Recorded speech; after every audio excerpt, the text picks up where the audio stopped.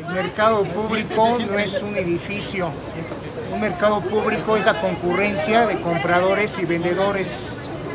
Se habla de mercado negro, mercado de bolsa de valores, mercado agrícola, etcétera. Mercado libre, mercado en el internet. Entonces no piense que el mercado es un local, un establecimiento con paredes y techo. No, eso no es un mercado.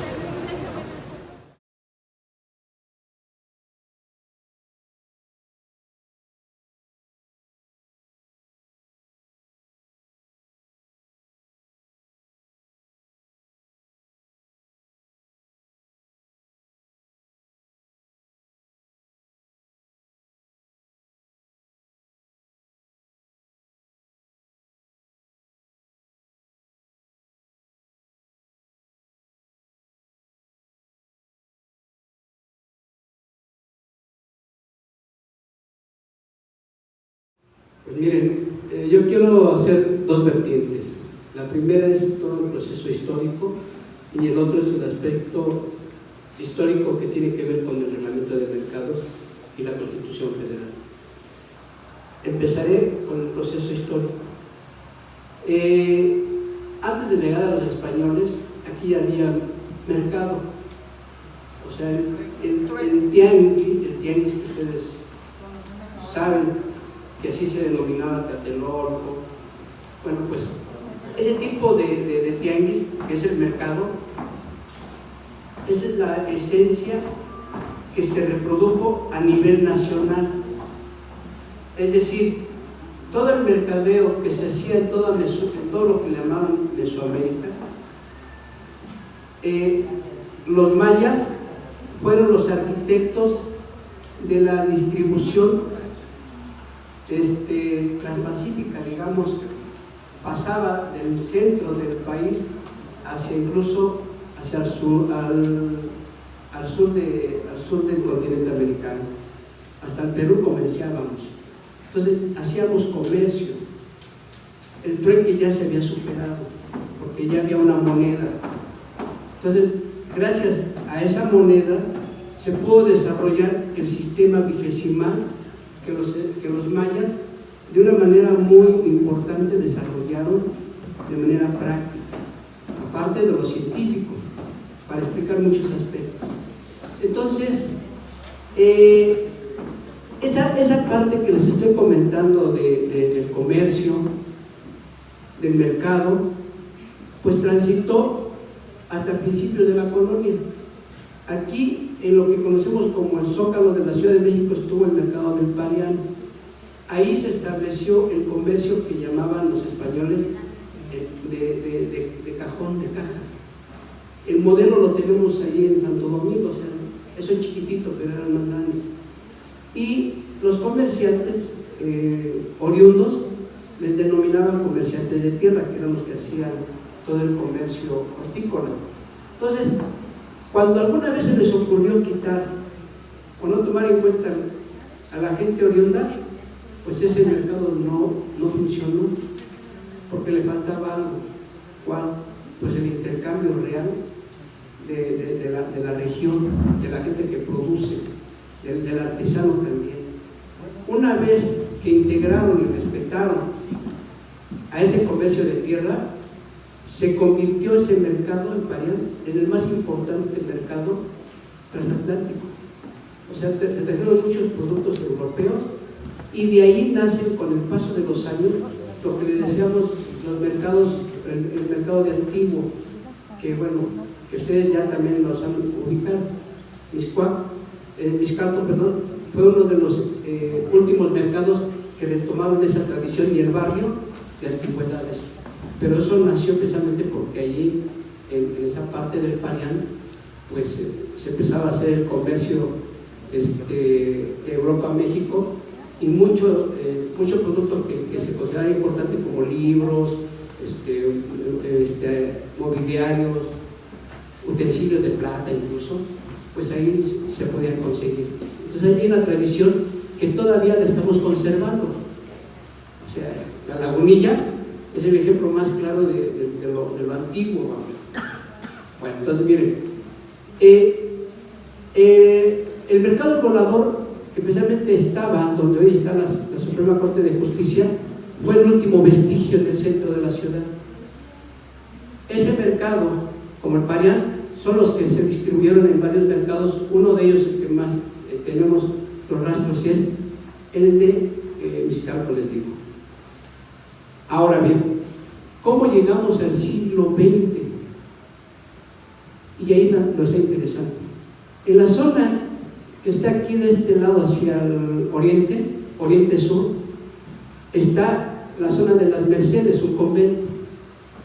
En ese lugar, al quitar el comercio del Zócalo, ese lugar se empezó a establecer de manera fija con comercio, y también se empezó a retomar el comercio semifijo y el comercio ambulante. Esa fue la primera zona de mercado que conoce la Ciudad de México y es el referente nacional como zona de mercados. Ahí exactamente está el modelo.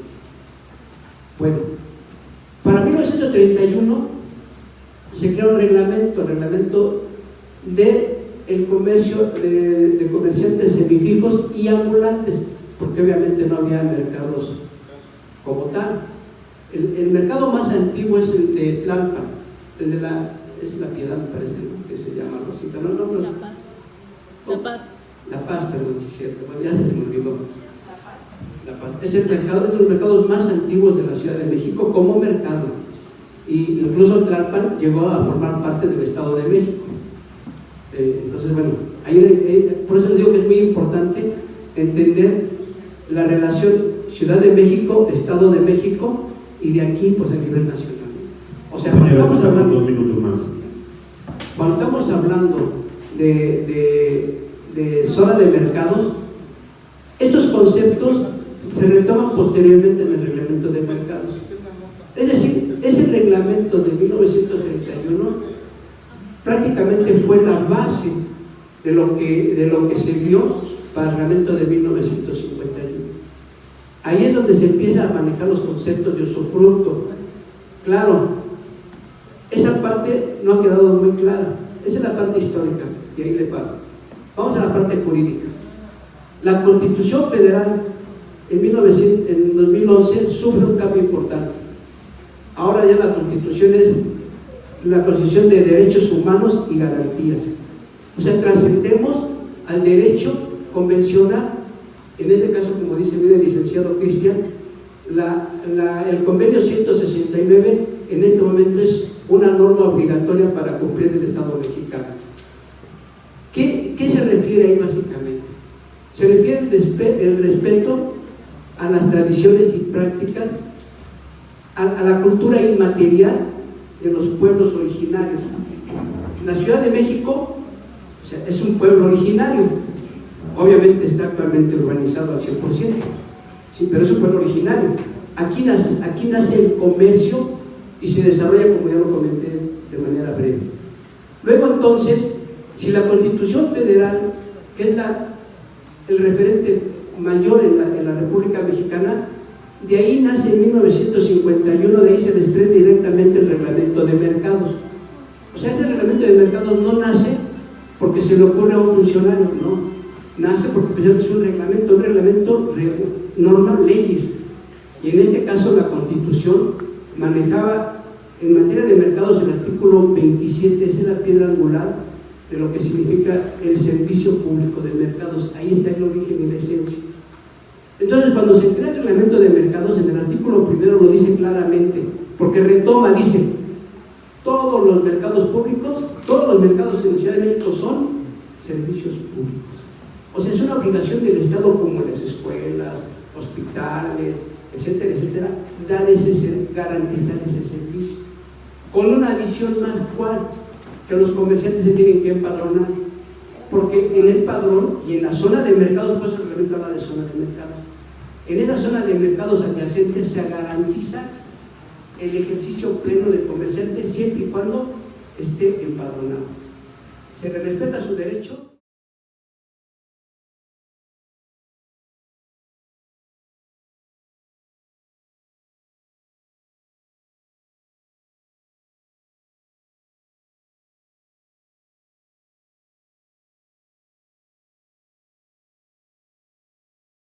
Entonces, yo les digo esto porque es muy importante entender cuál es la naturaleza y la esencia del mercado público. El mercado público no es un centro de abasto, el mercado público es un servicio público, es una obligación. La Constitución Federal en el artículo 28 establece claramente que los servicios públicos deben ser estrictamente regulados conforme a una ley. Entonces, por eso, el reglamento de mercados tiene sustento porque es la ley suprema del país la que le da esa esencia. Si no existiera en la Constitución señalado las obligaciones del servicio público de mercados, no habría reglamento de mercados. Ahora, el reglamento, en la Constitución, en el artículo 115, se estableció a partir de 1982, como está actualmente redactada ese artículo. O sea, antes del 82 no existía el 115 como hoy está. Entonces, es bien importante que sí nos quede claro que no podemos retroceder.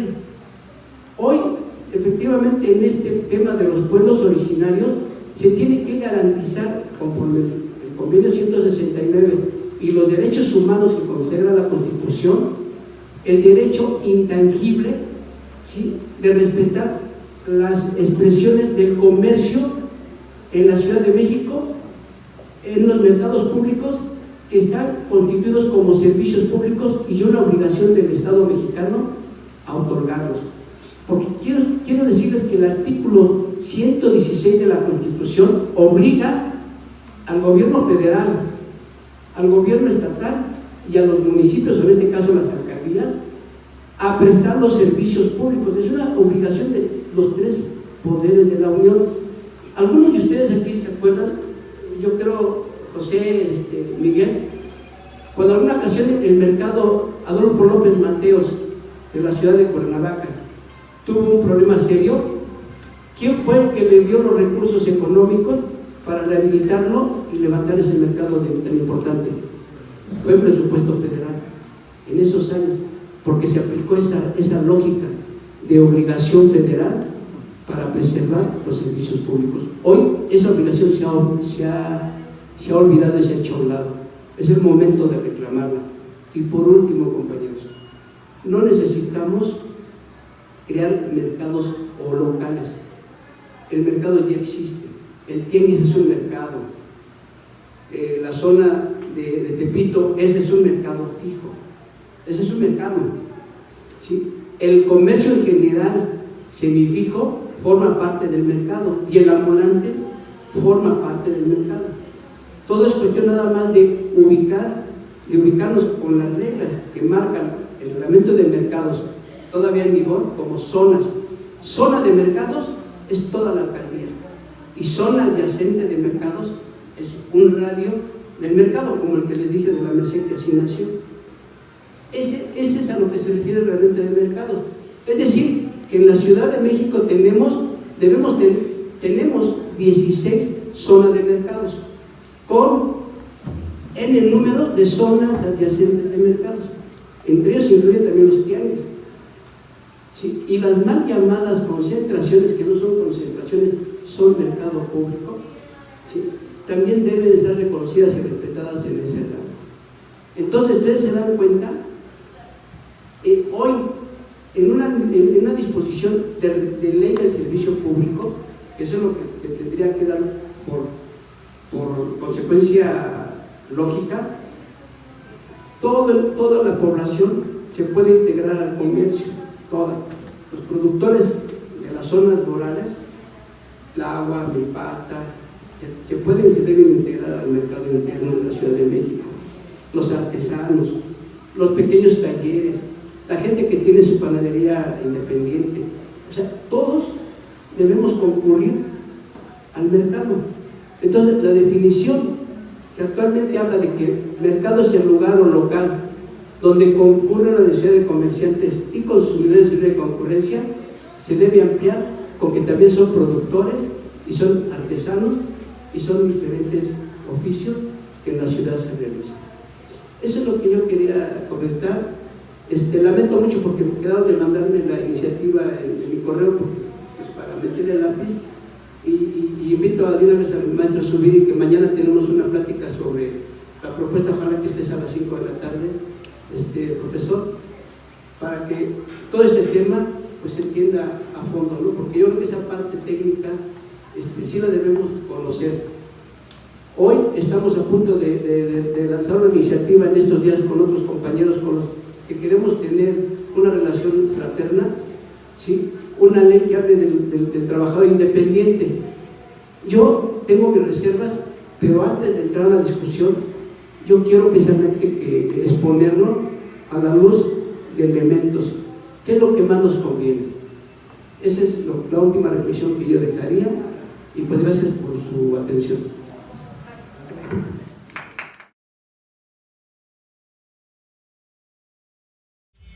A 2 por 10.